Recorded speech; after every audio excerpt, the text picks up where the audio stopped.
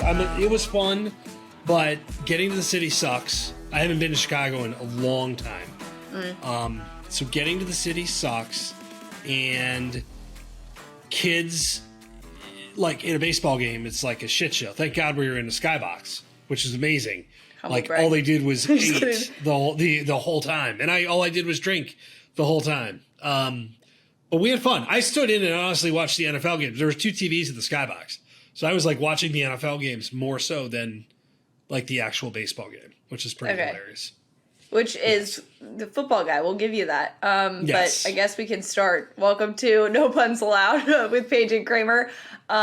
We were just discussing Adam's outing at the game at Wrigley. Oh, for beer crack, we're ready to roll. Sorry. It's like... Nope. It has to happen every time now. Well, and it just has to happen organically. Like it can't, it can't just be like the crack and start. That's kind of corny. So mid-combo... Like it's like an Easter egg and like a DVD or something. If for anyone who still watches DVDs, not just me. Just so the Disney DVDs. Mm-hmm. Cheers! You're having a beer. I'm having an energy drink. So that should lead to fine things after 2 cups of coffee and an energy drink today. Oh yeah, your heart is ready. Your heart is in it. Ready, as if I don't talk fast enough already. This is what we're encouraging here. But yeah, you took your kids to their first. Was that all of their first baseball game, or was it just the younger ones? I think my oldest, Olivia, we took to one. It feels like a couple of years ago. So I haven't been to a baseball game in a couple of years. Obviously, there was no fans last year. So it was now here was the most hilarious part though. I'm not a Cubs fan. I'm a Mets fan. It's very sad. But like the Cubs roster, and I pay attention to this shit mostly. Like everybody who came up, I'm like, who the hell is that guy? Like there was a lot of that going on. They sold everyone. There was who is Schwindel is a big deal now. Who is this guy? Contreras. I know him. But no, they had the NFL. We were in a skybox, which is amazing. Not a normal thing for me. I want to make sure it's clear. Like, wow, sure. Snooty kegs and eggs in the skybox. No, special occasion. Kids ate way too much candy. Fridge full of beer, which was amazing. Domestic beer mostly. They had like the dessert card. I mean, it was and there was a baseball game going on. I probably watched about like 20 pitches total of the actual game, but we had a good time. You don't know this about me, I don't think, but I'm like a bandwagon Cubs fan. Like the year that they won the World Series, my brother turned 16, and we as a family are trying to hit every major league ballpark that we can. And so for his 16th birthday, we went to Wrigley. And that was the year that they ended up winning the World Series. Not to say that I'll take credit for that, but I mean, good luck. But so if they want to invite me to a game, they totally can. But Chris Bryant was playing. They played the Giants, I think, the game that you were at. And that was the second game that he was back. And I was like the biggest of Chris Bryant fans because I love like him and his wife. And they have like a little boy now. And it's like the cutest content. And that was such a fun year to like be a bandwagon fan. People are like, of course you picked the year that they win a World Series. I'm like, look, what were the odds? Okay, it was like 1 in 108 or something. Okay, guys. But yeah. Well, they had a really fun team. It was kind of weird, like where we parked, and there's a mural of like Chris Bryant, like as we're walking into the stadium, which is a little depressing. And he also got a huge ovation. Like Cubs fans are super nice. I mentioned I'm a Met fan. They'll boo whomever, right? They'll boo the unbooable. And their players will boo you back. The players will boo you back. Again, very sad franchise. I love Javi Baez. But it was nice. We were grinding away on Saturday watching football. I still was watching NFL, which I enjoy. I'm not one as like just college or nothing, and then having some baseball, and then kind of the back in the lab creating CFB content. And then, oh, by the way, welcome back. First coach fired. Let's get this. I mean, it's crazy. Like, all right, let's talk. Clay Helton. You run like your day to day is like content driving for college football coverage. Yes. So I kind of know what your reaction, but I imagine on Twitter it happens and you're like, oh shit, I have work to do. Like, what is your initial reaction? Okay, so funny story. I was on the phone with my dad, and he was calling me just to like catch up. Once a week, we usually have like a phone call to just catch up about things. And I literally said, "Oh, F." And he went, "What?" And I said, "I gotta go. Clay Helton just got fired." And he goes, "Okay, call you back later. I'll call you back later." So that happened. What a Monday. Here's the other thing is I almost was in disbelief when I first saw it because it was a report. And I feel like I've seen this report before. So I was like, no. People are obviously putting that out there. I watched the game on Saturday. I was like, this is bad. This is so bad. I was shocked just in the sense that, like, why now? Like, when all this stuff came out with Sean Miller for Arizona basketball, I was like, okay, we stuck with him, whatever, and then we ended up firing him eventually. Like, they stuck with Clay Helton for so long through so much bad stuff that it was like, now you're firing him? Year 7, like, right? I mean, so you have a new AD, but I just don't understand that part of it either, because you could start your coaching search without firing him. Right? Yes. Like you could just go on and call Bob Stoops, and I do love, by the way, the whole short list, right? Like short list. And it's just a bunch of journalists who don't know shit, just throwing around. Okay, it's James Franklin, Matt Campbell, Urban Meyer, and Bob Stoops. There's my page. I'm sourcing it. Sources. That's my official short list, because that's everybody's official short list. It's hilarious. Like, it is so lazy, but good content. I understand the content. It is like, even as someone who's not invested in USC, I'm like, ooh, Bob Stoops. Yeah, I like that, right? Like, that's like what we're doing here. And I wasn't surprised by the timing. Like, this dude lived on this high wire act for 4 years, and then Tanner McKee, shout out Tanner McKee, by the way, of Stanford, just literally got Clay Helton fired. Yep. It's a weird last act, but he made what, like $15 million the last 3 years? He's getting $10 million. He's going to make 10, to not coach.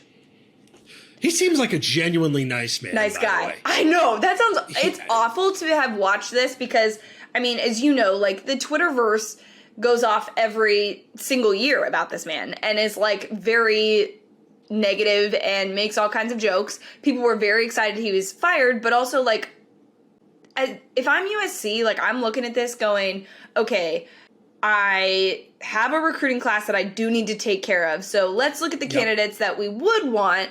Maybe we just keep them around and try and figure it out because they've stuck with him this long. Why wouldn't you do that?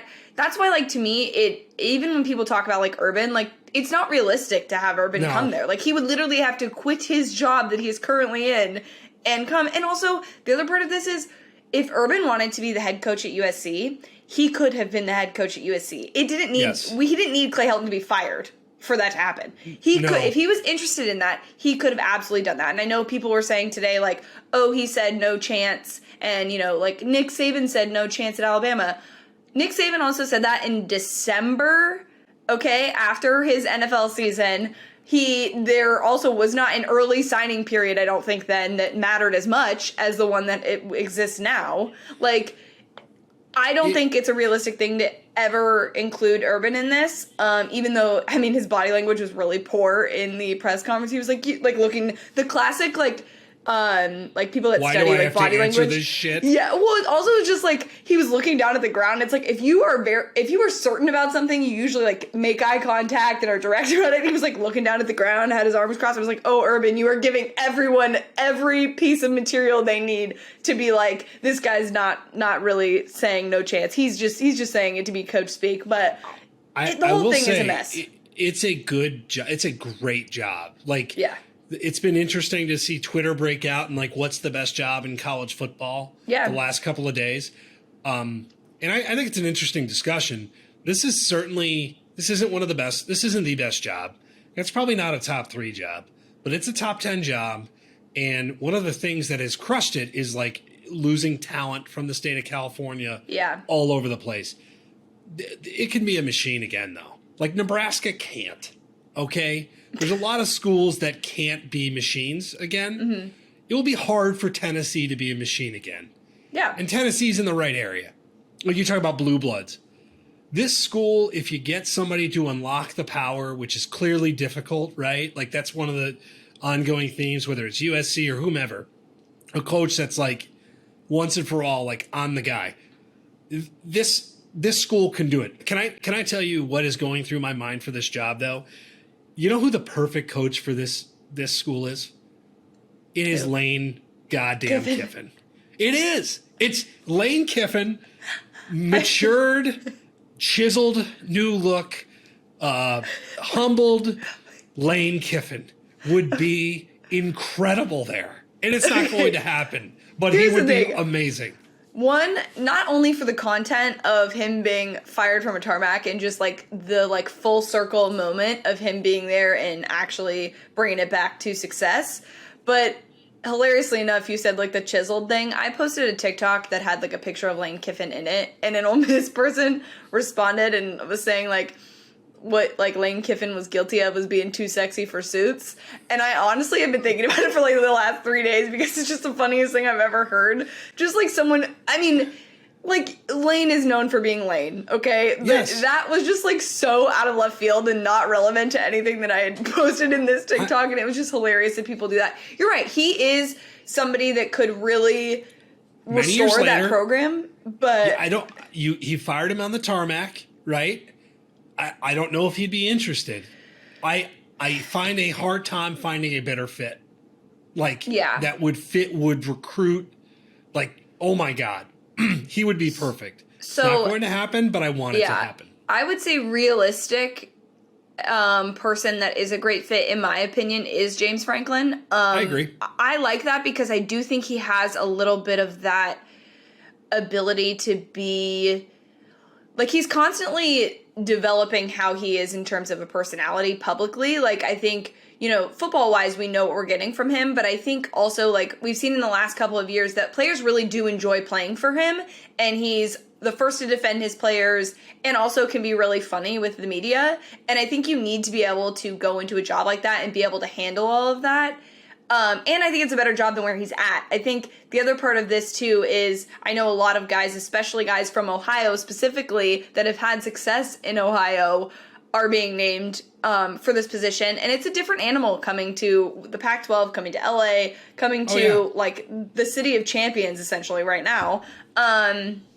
And taking this role on. I mean, it's a huge, huge deal. But I saw the conversation about what the best programs, like, what the best job is in college football, and I was surprised that people put USC in their top, like, 3. I think it was, like, Texas, Alabama, and USC were, like, the top 3 that most people said. And I was shocked by that because maybe it's just the bias I have, like, and I've been a miserable Pac-12 fan for so long now that I'm like, I feel like any job in the Pac-12 just like makes me feel, I don't know. And people were ranking over the Oregon job, and that to me is also very interesting. I know Oregon's not a sexy place, but it's Oregon. It's Nike. Awesome. Like, what? All right, before we tie a bow on this, what is your number one program? Like, I feel like this is what Twitter is, because I have mine. I'll give you mine. I think it's LSU. I think I agree. Interesting. You've won 3 national championships with 3 different coaches with LSU, and Alabama is Nick Sabanified. LSU, whether it's location, resources, facilities, recruiting base, they've won 3 national titles with 3 coaches. To me, when I think of best program, I think of sustainability without one guy. So they're down right now. I think LSU to me, and then I'd probably go Georgia. I think Georgia's number 2. Like, I think Georgia with Atlanta, everything they've got going for it is probably number 2. It's a weird conversation though, because you could make points about certain things. Like Alabama right now is the best program in college football. There's no question. But long term, I think there are other locations that are able to sustain it a little bit better. Yeah, it's not Nick Saban. I would say Texas is the best job. I know it was just filled and someone's struggling already, but I think it's the best job in terms of those things, especially now that they're part of the SEC. I would pick Texas. Okay. I don't know. I'm very curious to see what Alabama is like post Nick Saban, just in the sense of like, could it be in a sense like, did he set it up to be the next LSU to win with a couple coaches and have it be that elite program still after he's gone? And I'm hoping the answer is yes, because I understand that like Alabama, Tuscaloosa is not the sexiest place to recruit, and I know in terms of fan base there's diehards, but they get really down really quickly and they may really want a coach to win immediately after, and that may not happen. But I think Alabama could be that after Nick Saban. We just have to wait and sort of see if that's the case. I think it has the potential to be. Georgia, I don't know why. Maybe it's just I have a bias against Georgia that I'm like, no. They have to win. They have to win the thing at some point. I'm hoping for my future bets. That is this year. On the topic of programs, the new Big 12. I don't know if we've talked about this. Cincinnati, UCF, Houston, and BYU, all Big 12 bound. Can I just say, like, nice job, Big 12? Like, we've shit on the Big 12 pretty adequately here for the last couple of months. We have. As someone that just likes football, I think this is well done. You don't replace those two teams, but I think it's a nice job. Like, I like all of these programs, and actually right now in particular, they're all, Houston's kind of, but like I watched BYU, I bet Utah, that sucked. BYU torture Utah the other night, and UCF has been obviously a good story and still a pretty good team. Cincinnati is one of the biggest stories in college football over the last. I think this is a job well done. Like, simple as that. I think this is you can't like completely refill all that was lost, but you did a pretty good job of staying relevant, in my opinion. And sometimes in this situation where it's like life or death from a football standpoint, like that's what matters for them. Yeah, I think this is a huge win for the Big 12. It's frustrating because once again, the Big 12 is going to have teams that are going to be able to knock a Pac-12 team out of the college football playoff conversation if it does not get expanded. And also, if you think about the two programs in the last, 5 years that have caused conversation of like, we need to expand the playoff to include group of 5 teams, have been Cincinnati and UCF. And now they're part of a Power 5. So I think it's going to slow that conversation down a little bit too.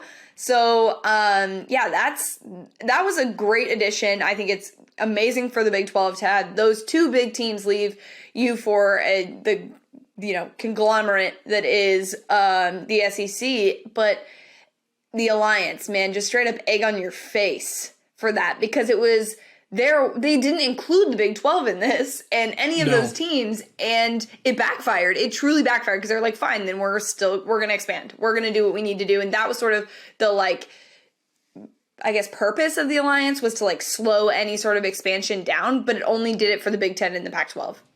I mean, the ACC really is irrelevant to me at this point, outside of Clemson, but now they look even more stupid because it was like, oh, we were trying to slow this down and, keep it all relatively civil and make sure we're making the right moves and not having to be too fast. And then now the Big 12 has all those extra teams, and some of them are very, very good. But who do you think is the first to win a Big 12 championship out of those new teams? I'm going to say Cincinnati. Okay. I think, even though I'll talk about them, I'm a little concerned about them this week. That'll be fun in a little bit. But I just think their sustainability seems greater. Now, all of Houston, UCF, they could catch lightning in a bottle. Mm-hmm. And BYU, by the way, the way they've replaced Zach, I was really impressed watching them the other night. Seriously, that would have been my other choice. But just to tie a bow on it, I would say Cincinnati. They look like if Fickle stays, and who knows, he could be a candidate at USC as well. I think he'll get them going. Yes, that would be my number one concern. I'm gonna take the Gus bus and go with UCF. If I had to choose, because I feel like that's a place that he'll stay for a bit. And again, we're not sure the destination is Cincinnati. I think BYU just extended their head coach, but I think in terms of recruiting, it's a lot easier to recruit to UCF than BYU. Definitely opposite ends of the spectrum there. But I absolutely think that UCF could win a Big 12 championship. Speaking of championships, do we think that Ohio State is going to have a chance to win a championship this year in terms of the college football playoff after losing to Oregon? Holy shit, that defense was bad. It was real bad. I wrote about it. We wrote about it. It was a bit surprising. Yes, they could still win a championship. Now, they need to fix things, but they have the personnel to do it. They have the offense to do it. They play in the right conference, I think, to do it.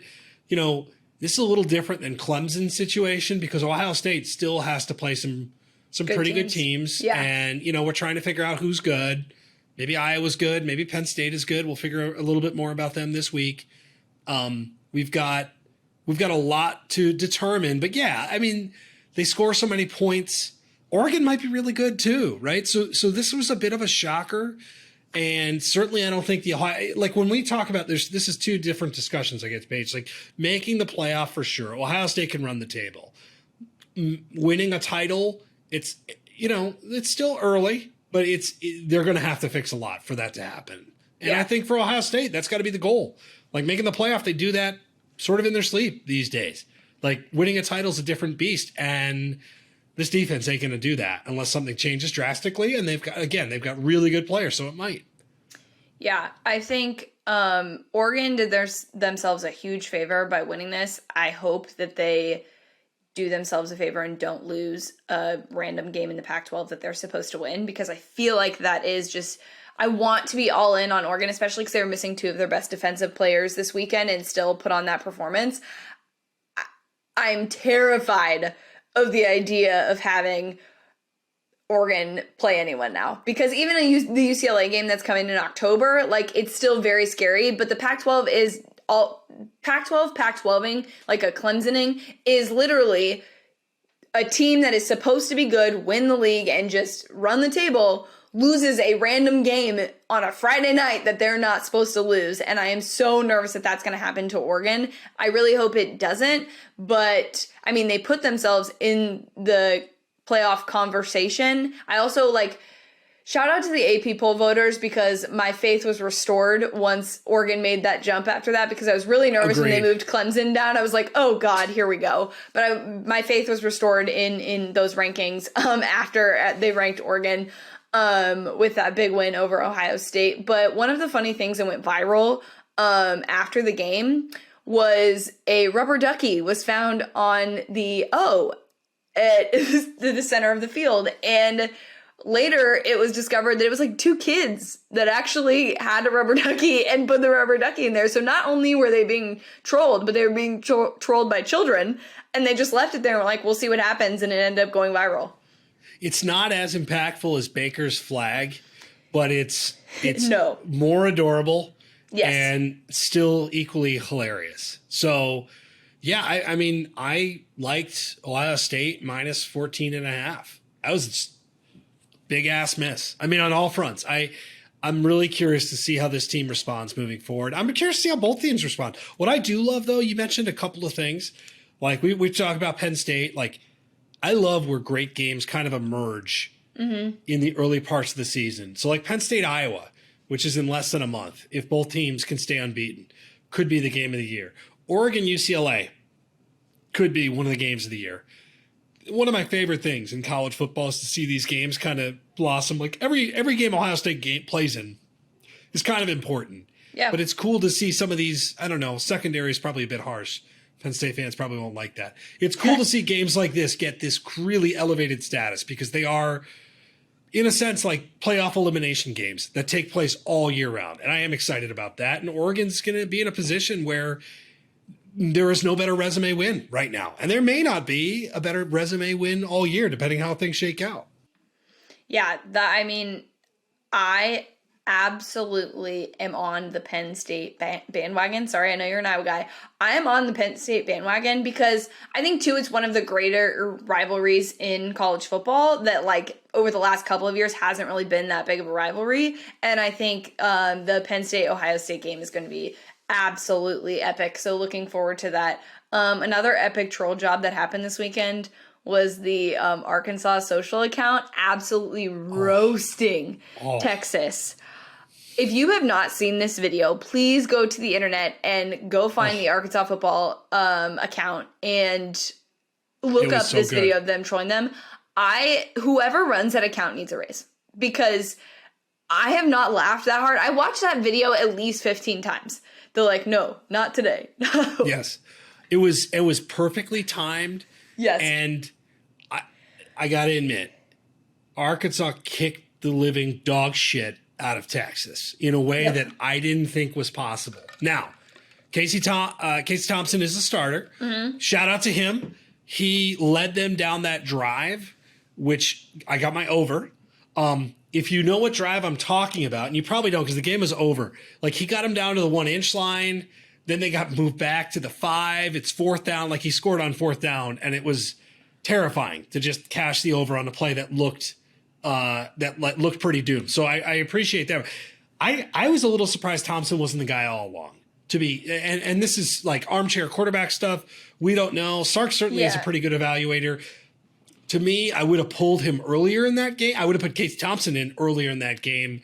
And it just has not necessarily been working. So I'm excited to see what he could do because the kid's got talent. Saw it in the bowl game last year. But what's clear to me, Paige, is like Texas in the trenches is like, yikes. Like, that was bad. Arkansas just manhandled them on really both sides. It was pretty impressive. Yeah, and I think one of the things that people were saying that, were at Texas and reporting on practices were saying that Casey wasn't a great in-practice quarterback, but like you said, we've seen him in games, like, I don't know, maybe make that decision, but like I said, we trust Sark, so luckily they're doing that. But I'm also just really happy for Arkansas fans because I feel like they've been through a miserable couple of years, and so I'm happy for them that Pittman has them in a spot to be winning games.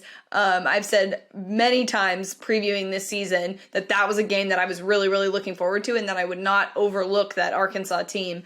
And I don't know that was the case with Texas. I think they just got outplayed, but it was a fantastic game to watch. Pittman is a really good coach. That is a team of chaos. I don't think Arkansas is ready to win the SEC. No. But I'll say this. If I'm in line to win the SEC and I have to travel to play Arkansas, I'm not looking forward to that. And that's not a knock. That is actually quite a compliment. That team they are built for it. And even when Texas knew they were going to run the ball to milk clock, they couldn't do a damn thing about it. And it was awfully impressive. On the other side of impressive, Florida State. I was transitioning. I was transitioning in my house between rooms, and that happened. And I look at Twitter. I'm like, oh my God. But and I don't know if I have the words. However, you had a Florida State lineman, Brady Scott, propose to his girlfriend after the game. Now, I am very interested to get your thoughts. I will just say this. Good for him. This shit does not happen. Like, you don't cancel those plans because you lose on a whatever the hell Hail Mary. You probably got family in town. The ring is probably sitting on the bench. You've been thinking about this for months. And as much as I love football and as important as football is to him, I'm sure, buddy, have at it. It's a huge moment. Like, it sucks. It's awkward. I get it. It looks kind of odd with Jacksonville State in the background. But it is okay to have a life beyond football and to do beyond football things, even in the most, like, embarrassing sporting moment of his life. I am totally okay with this. I'm curious, though, where you stand on this, because I would imagine you have strong feelings one way or another. Okay, so I am all for the fact that he proposed and kept his plans because, again, like you said, I'm a big football person. I probably wouldn't, like, if someone was planning on proposing to me and Arizona was in the national championship and we lost, like, that I would be like, scrap the plans. Don't do it. Please don't do it. Also, the idea of being proposed to, like, I understand, like, that's on the field, that's a totally different thing, but, like, in the stands just feels please don't do that. It's a strong no for me, too. That is a strong no for me. I absolutely, like, I would say no. I'd be like, this is so embarrassing, I can't believe we're doing this here. Anyway, in this circumstance, yes, they lost in an embarrassing fashion. I think one of the best parts of this was that, like, people were trolling him and he tweeted out his wedding registry, which, by the way, I'm absolutely going to buy him something because I just think that's fantastic. Like, what's he supposed to do? Cancel it? Like you said, there's probably, like, family in town. But now I'm kind of curious. How did you propose? So it's funny. I get anxiety just thinking about it. So we were driving down to my dad's. I live up here near Chicago, and he was living down south about 3.5 hours. South of us. We went to Illinois State. I was at Iowa and also Illinois State, where wife and I dated and met. I made a lie. We went to her dorm. I drove to the dorm and I made a lie that one of my friends, one of his wives, who I actually just had lunch with his friend today, needed a picture for a project she was working on. It had to be better than that because that lie sucks as I say it out loud. But there was something believable enough where she's like, okay. And then I opened up the door and, like, proposed in front of, like, the dorm where we met. right? And I was so fucking nervous. The ring is sitting next to me in my car, right? This is why when people are giving this guy shit, I'm like, back off. Like, the ring is sitting next to me in the car, and I'm driving like 3 hours just terrified. And I remember it's like, oh God, if this plan doesn't go well, this is going to be botched, and that's fine. And it worked out well. Wait, there was also a drive afterwards that you would have had to make? Yes, we sat there, and it was like, I got to my dad's, there's champagne. It was nice. It worked out. But I planned this thing for months, like with poorly orchestrated lies now that I tell it again, and it worked out well. And that's how it worked for me. And you know what, buddy? You have your moment on the field. You didn't play that shitty defense. This is not your fault, okay? Right? If the DB, one of those DBs, like proposed, I would have been like, okay, it's going to be a rough film session. Good luck to you, right? I mean, it was hard to watch. I get why it would be funny, kind of a joke, but live your life, buddy. Like, live your life. Godspeed. Oh. Also, knowing you, I just can imagine how nervous you were and how worked up over it you were. And it was like a 2.5 hour car ride, just terrified. So, yes, I would never do it. By the way, I am very anti-stadium proposal guy. So am I. Not a fan. This was like a private, awkward moment, which they kind of should be, right? Like it should be clumsy. It should be, that's how they are. Shouldn't be on a damn stadium scoreboard. That's awful. This was fine.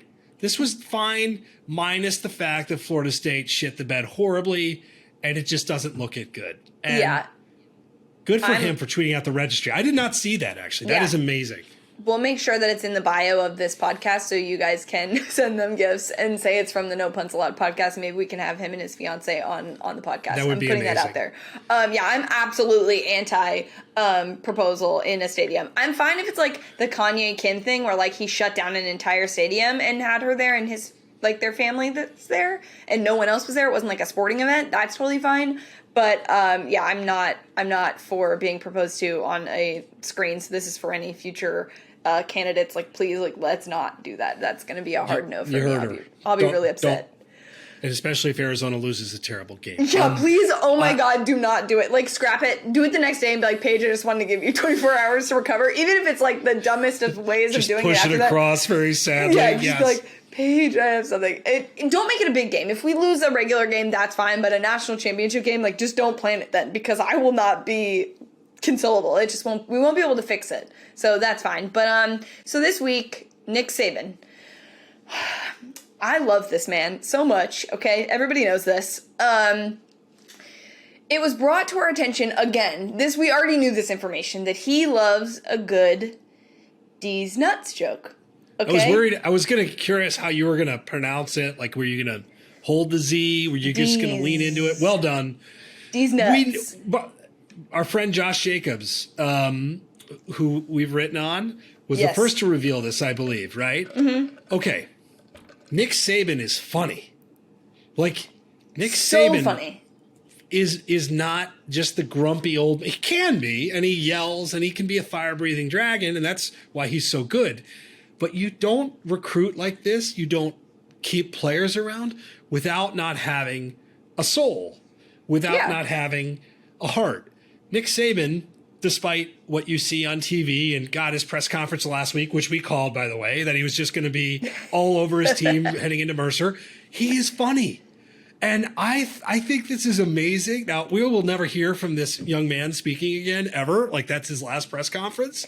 Yeah. It sounded ominous the way I said it. We will hear from him at some point. The best part is in the background, you hear the PR person being like, nope, in the background of this video being like, just stop, please stop saying that. So I know you know him and you need to send a text and be like, was that you? Because that is absolutely hilarious. That was the best part of the whole video for me. I got to send it right now and say, please what is the availability? That was the highlight. But the best part was people talking about this press conference and then his press conferences in general. And because he did get upset, and obviously we know the rat poison, but someone was like, has anyone ever asked Nick Saban if they could be an NFL team? And someone tweeted him was like, I don't think you'd live. But if you had the opportunity to ask Nick Saban a question, he could not get mad about it. What would you ask him? He couldn't get mad. God. It could be a ridiculous question. I would ask something related. I would want to follow up on D's nuts. I would say, Nick, who taught you the proper art of a D's nuts joke? I think we do actually know that because Lane Kiffin is tweeting about it and using this to his advantage, obviously. I think he said... Of course he is. He told us who taught him that. It was an Alabama player who taught him that, and now he's just run with it. But, I mean, I would just want to know more about how often he uses it. Like, what is his... Actually, my question would be, what's your best, like, gotcha moment of somebody with D's nuts? Like, where's someone you got them, like, good, and they didn't see it coming? I'd also like to know the drunkest Nick Saban has ever been. And when a coach that stoic and that professional and that he is the you think of the great leaders, not just coaches, but leaders. When was a moment where Nick Saban is being carried into his front door and thrown on the couch? Okay. And has that moment ever happened? I would love to know that question. Right now, I'm going to send an audio message to Kristen Saban and see if she can get me an answer to this eventually, and we'll let you know. Kristen, question. I'm currently recording a podcast, but just wondering, when has your dad ever been, like, drunk before? Like to the point where, like, you know he's drunk? Carry him inside the house drunk. Yeah, carry him inside the house drunk. I don't know that he's ever been that drunk, but we'll see. But yeah, we're actually recording right now, so I really want to know the answer to this question. So if you could get back to us, that'd be great. We won't tell anybody, obviously. Yes, it's everybody. Most people have been there at some point, right? Even if it was many moons ago for the head coach of Alabama. And I was going to say many moons ago for me. Yeah, sure, that totally. Me too. Totally never happened at all. So, but I do think, seriously, I really love covering Nick Saban. We have been around him a long time. We spent a lot of time in Tuscaloosa. I'm just fascinated by him. I'm in awe of what he does. And I do think his humor, while dry at times, is charming. And I think, like most coaches, they've got a different... He is who he is in front of the media. He knows how to work it. He does get mad at his players, at us, at everybody. And he also has a good time. Like, he is capable of that, and we probably don't see that enough. And I just love hearing stuff like this because it's what players probably love about him. And that's just awesome. It's the best because he's also the GOAT. Like, he backs it up. Like, no offense to Lane, and eventually I'm sure he'll get to this point once Nick retires. But, like, once Lane actually starts to win stuff, which he will eventually, because I do think he's going to be the first assistant to beat Nick. I'm putting that out there now. I wish there was a future bet on that. Wow. I know it's not going to be this year. But I think eventually, like, he'll be the guy that is, like, funny like that we can say is, like, backs it up with what happens on the field. But Nick, it makes it great. And I love that content. Because, like, people think he's a grouchy old man, and honestly, like, I know his daughter, and so I see him as, like, the, like, dad version that she shares, like, here and there, and it's just interesting because he's, like, the best. He's awesome. His commentary is fabulous, and he has a soul when he does it, and whatever he does, I don't know, he's gonna just coach forever. Like, you could see it when he's not wired to win, and I enjoy his catalog immensely, even if we're getting it from other people. Okay, that's a perfect segue. Week 3 slate. Let's go. It's not the greatest slate of games. Okay, if I'm being honest, it's not the greatest slate. But to me, what stands out, we'll get to our picks in a sec, is Alabama, Florida. Like, that's clearly the obvious one. I've got a couple others in locks that I'll talk about. But I'm starting to talk myself into Florida covering, which I believe it's 15.5. I'm not going to pick this as a lock. I'm starting to talk I know, but I can't help it. Don't do it. 15.5 points. I told you my rule about gambling. We do not bet against Bama or Tom Brady. We don't do it. This is not an official pick. It sounds like you're convinced here. Well, I'm not going to do it because I do know better. But what do you think about this game? It's Bryce Young's first road start. I don't know. Does the Miami? Well, here's the other thing. Does the Miami beatdown? Miami sucked against App State, and App State ain't bad.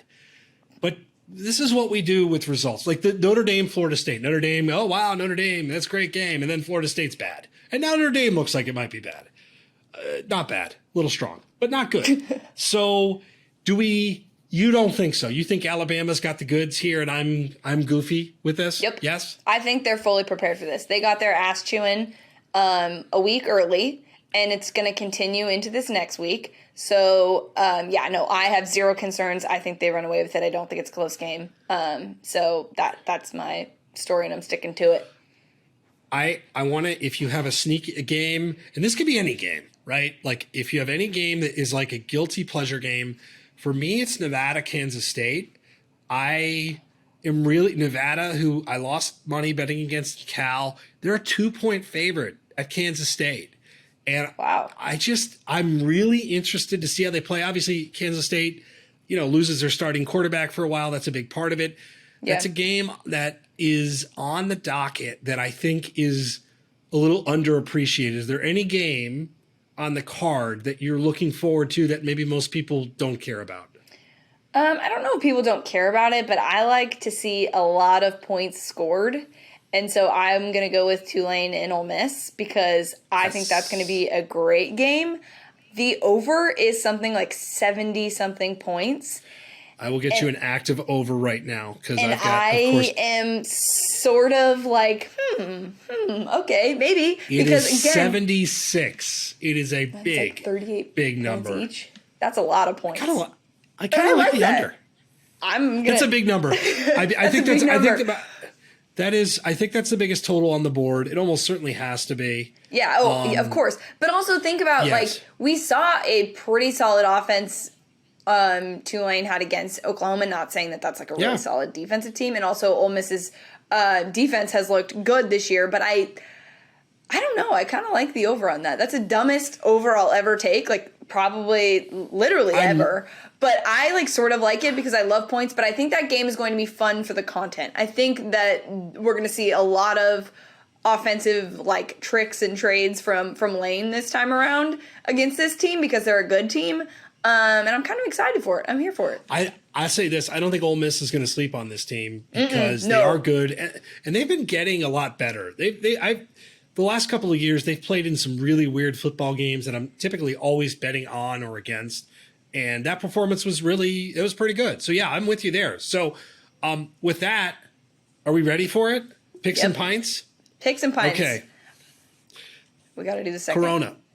Corona's Corona today's beer. choice. See, I held it up and I said what it was because I know that I'm doing an audio and a video podcast like a professional. So I went Corona for not that reason. I went because it's like the end of summer, right?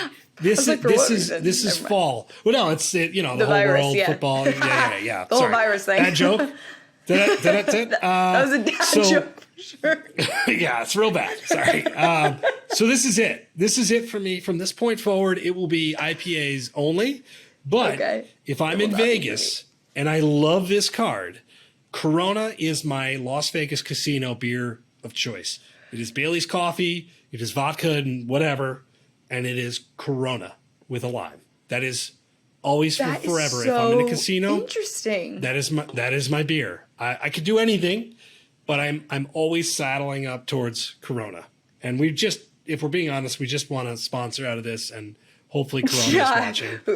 Whoever is watching. What's so funny is I was trying to figure out a way to like name this segment and it's Picks and Pints, but I think I've done Pints and Picks a number of times. So let's stick with Picks and Pints. Now that since we're talking about being professional here, I think we need to stick with one version of this. Also, we're changing the rules on this segment because Kramer is 2-0 when I have picked against him in something. So what we're going to do is pick against each other's locks. So we're going to give one actual lock of the week and whoever will keep score of whoever wins the most of their locks for the season. Okay, fair enough. I've put down 5 games. These games are all in my locks of the week at Bleacher Report. I'm over 500. Last week was meh, but this week I think is going to be I like this card. So I'm going to go down. I'll go down pretty quick. Okay. I think this is my favorite game on the entire sheet. I was curious to see where the line would move. West Virginia versus Virginia Tech. West Virginia is a 3-point favorite. Wow. I love West Virginia. This is what I live for, which is teams ranked in the top 20 of the AP poll getting points. I was higher on West Virginia to come into the season. I love this bet. It's my favorite on the card. Indiana versus Cincinnati. I wrote this wrong. I like Indiana +4. I wrote Cincinnati -4. Maybe that's a little ominous now that I'm thinking out loud. Again, contrarian play. Everybody is going to love Cincinnati. I think Indiana at home. Look, that loss to Iowa actually doesn't look too bad right now. As bad as it was, Iowa might actually be kind of good. And we can't wait to be talking about them more in the future. Penn State, Auburn, I'm going to go under 52.5. I don't love the side here. This environment's going to be insane. Auburn's schedule has been a joke. I think Penn State's offense is okay. I think this is going to be a meat grinder of a football game. By the way, the whiteout is going to be absolutely incredible. I can't wait for that. North Carolina versus Virginia. I like UNC -8.5. It's a big, aggressive number. Virginia just beat Illinois by like 1,000 points. I think people are going to overreact to that. I faded UNC in week 1. I'm back on the Tar Heels here. I think Sam Howell's going to have a massive, massive game. And last but certainly not least, Wake Forest FSU, Wake -5. Look, it's an obvious play. Okay. I don't care. FSU is bad. Is bad. And emotionally, it's really, you see players and former players former players saying, I hear the locker room's not so good. Yes. It's not a good situation. Wake is not a bad football team. Let's not forget that. They were beating Wisconsin in a bowl game last year. Yeah. And then threw like a bazillion interceptions, and it was awful, and I lost that game. Not bad at all. So those are my picks. Your initial thoughts on some of these? Okay, my first question to you is, what is your number one lock of the week? Is it West Virginia -3? It's West Virginia, without question. Okay, that's so fair. I threw out 5 because I can't help myself. I've got more, but I don't want to sound too degenerate. But West Virginia -3 is my lock. Your lock. Yeah, lock. I was going to make a lock symbol with my hands, like that, kind of. We've got all the dad jokes on this show today. What can I say? It just comes with the territory. It is. So my lock is going to be Cincinnati. I'm going to take Cincinnati. So you're fading? Yes, you're fading, basically. Okay. Now, I by the way, the more I talk about this week, the more excited I get, too, because this is the week where crazy shit happens. Yes. Right? And it's been an awesome start. We've had some crazy stuff already. But these are the kind of weeks that we sleep on, and all of a sudden, Tulane's up 21-0 on Ole Miss, right? That's what happens. Wow, So, I feel personally attacked by that pick that you just made. I'm sorry. It was just the first. No. But yes, these are the weeks where things get weird. So I'm also going to say that if I had to pick another one, I would take Penn State as well. I think they're actually going to beat Auburn pretty badly.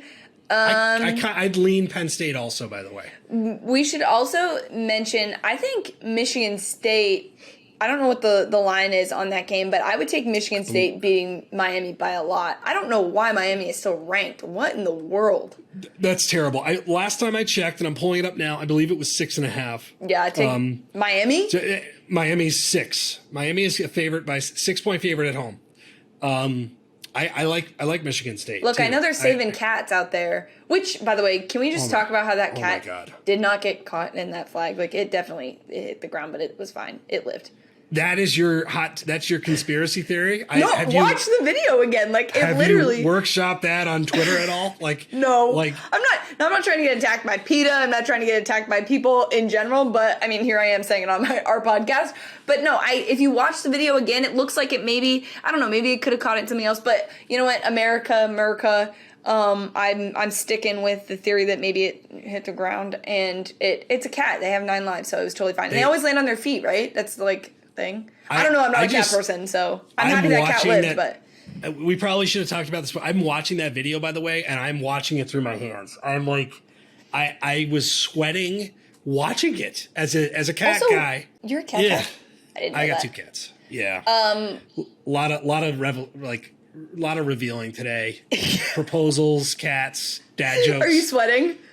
No, this is par for the course. Now I'm with kids. I'm used to just embarrassing myself every day. But yes, holy shit, that cat. I mean, how does a cat like that get in there? Because I feel like normally like stray cats are like raggedy and like scary looking, and this cat looks like a normal house cat that was just like chilling in there. How did it get there? It's a good question. This whole stadium, a lot of cats in stadiums, right? Like, because it's like food. There's mice. Like, it's not a bad place to live, even if that stadium's kind of a shithole. It's really not though, because they play at Hard Rock. It's a shithole. I mean, I was just there a couple years ago, but there's nothing around it. That's the other thing, is there's literally nothing else there. Yeah, it's Miami. Yeah, it is Miami. Air quote, Miami. You're right. Yeah, we drove like 30 minutes to get there outside of Miami. It is technically Miami-ish. But no, I'm happy the cat, I don't believe is dead. I don't want to know what happened next. I'm just happy for everyone involved. Did you see the guy hold him up like Simba? It was like literally Simba. It's like a trophy. The cat, of course, at that point was probably in a state of shock after everything else. But yes, that is why college football is the weirdest sport. I can say I've seen a lot of things. I've never seen that before. So. There was also a report. I know we're getting so sidetracked on gambling here, but there was also a report that a woman went into labor at a game. I forget what game it was. But somebody went into labor and they had to like not let people through the tunnel because she was in labor. She didn't deliver the actual kid there and was ended up like taken to the hospital. But like you have to name that kid after like a player or the coach at some point, right? Yes. And that is like another anxiety filled tweet to read for me. Like having experienced something, not in a stadium, but I'm like, ma'am, what are you doing? I don't know the backstory. This would be a good like profile, maybe. But again, happy. It sounds like everything is okay. Holy shit! If I were that husband there, it would not. Probably about 12 to 13 Coronas deep in the day, and you're all of a sudden you life comes at you pretty fast. Okay, in that moment. People who listen to this podcast obviously follow you on Twitter and know that how many beers is like your thing where people ask you how many beers. The amount of beers that like having your child be born at a game, like what level would you need to be at to be like calm in that situation? Well, it's almost a reverse situation because you have the day, you have tailgated all day, you assume. Yeah. So the beer situation for me is probably in the 8 to 14 range. If it's a night game, day game, whatever. These are domestic beers. So you are feeling good, right? And then, bam, whatever happens, wife is in labor and you're how many beers antenna. Like, I think immediately, you probably are immediately sober. Like, if it's possible. I almost had, not for me, but I was out at a bar one night with a buddy. And we were how many beers, God knows how many beers. And there was a close call on this that we thought we were going to have to Uber, and it would have been real bad. I will not use names on this, but it was bad. Didn't happen. It was almost like this situation brought to life in a non-public setting. So I don't know how many beers it would take, but probably more than what I have consumed at the tailgate. Yeah, I feel like that would be a very, very stressful situation. But like you said, there's nothing like college football, and it's so classic that we had a cat falling from a top deck. We had people giving birth. We had all kinds of crazy things going on. It's just that's just so, it's not even like shocking, I think, to college football fans anymore. When this stuff hits Twitter, we all believe it because someone could really pull off a good prank about stuff happening at college football games because most of it's believable at this point. Proposal, a birth, and a cat hanging by a claw. If you had that on your CFB bingo card, then you're winning. Godspeed. Craziness. Oh my God. I can't win. Can't wait for more. Yeah. So with that, we wrap up this week. I'm looking forward to the games. We'll be covering it. And a reminder, subscribe, please, to the pod. I don't want to beg, but I will beg. Share. Leave reviews. Rate. Tell us what you want to hear us talk about. If you have beer suggestions, I'm all for them. You can also send them if you want. Just saying, if you work for a beer company. Urban guy or girl, please let me know. Big bourbon person. So if we could get some suggestions, that would be awesome as well. We sound very, very desperate. That's fine. We're looking for more, I guess. Always and forever. And with that, please, again, check it out. No punts allowed, and we'll talk to you guys next week.